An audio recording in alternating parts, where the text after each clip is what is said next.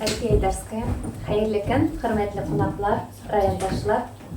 Бүген безнең районыбызда бик зур бәйрәм, тарихи вакыйга. 30 ел элек Сара Садыкова исемендәге музей ачыла. Бу безнең районыбыз өчен бик зур горурлык. Сара апа мәдәният күгендә зурдан-зур мәңге сүнмәс йолдыз булып тора. Хөрмәтле Әлфия Айдарская. Бу музейның барлыкка килүенә, аның бой һәм тулы булуына сезнең куйган көчегез һәм өлешегез бик зур. Район башлыгы Гайрат Габделхак улы Җиһаншин, район советы һәм район башлыгы исеменнән, шәхсән үз исеменнән сезгә зур рәхмәтебезне җиткерәбез. Исән сау булып, тагын озак еллар эшләргә насыйп булсын. Рәхмәт сезгә.